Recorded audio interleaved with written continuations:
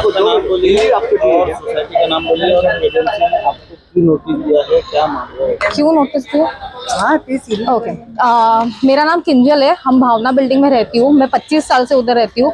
हमको अभी केडीएमसी ने नोटिस भेजा है बोल के घर खाली करने का। पहले 15 दिन का नोटिस भेजा, अभी 7 दिन का नोटिस भेजा, ये बोल के कि तुम्हारा बांध काम ठीक से किया हुआ नहीं है, बिल्डर ने परमिशन नहीं लिया, इलीगल है। पर हमारा अभी यही है केडीएमसी आके तोड़े नहीं और हमको सहायता मिले। पार्टी होती त्याने केस टाकली होती, पण त्याच्यावरती गव्हर्नमेंटने कडनं आम्ही हायकोर्टकडनं स्टे आणला होता 2002 साली।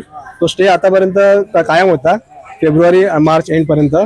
पण समोरच्या पार्टीने तो केस विड्रॉ केली आहे आणि त्यामुळे तो स्टे उठला गेला हायकोर्टचा।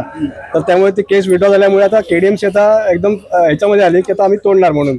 आता हायकोर्टाकडनं किंवा कुठच्याही कोर्टाकडनं असं कुठचाही आदेश नाही की बिल्डिंग तोडा किंवा धोकादायक आहे किंवा असं काही नाहीये। हे केडीएमसीच आता प्रेशर टाकते आमच्यावरती की आम्ही तुम्ही तोडणार आहे।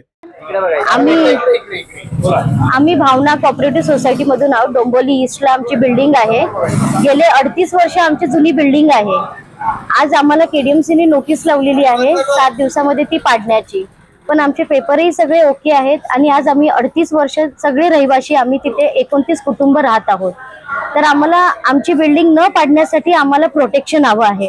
कारण आज आम्ही एवढे वर्ष तिथे राहत आहोत, तर आम्हाला आमच्या लहान मुलांसह आमचे जे डिलिव्हरीचे बायका आहेत किंवा आमचे सगळे तिथे पूर्ण आज एवढे सिनियर सिटीजन राहत आहेत, त्याच्या सगळं आम्हाला बेघर करणार आहेत।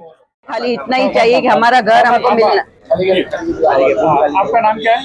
मेरा नाम हर्षा है और हम लोग का एक ही ध्येय है कि बस हम लोग का सबको खुद का घर मिल जाए। हमको किसी से कुछ भी प्रॉब्लम नहीं है। हमारा जो गलत हम लोग को घर के बारे में बताया गया है कि जो है वो हम लोग को गलत है। हमारा बिल्डिंग एकदम अच्छा है, हम लोग रहते भी है, 29 मेंबर उसमें रहते, 29 घर है उसमें।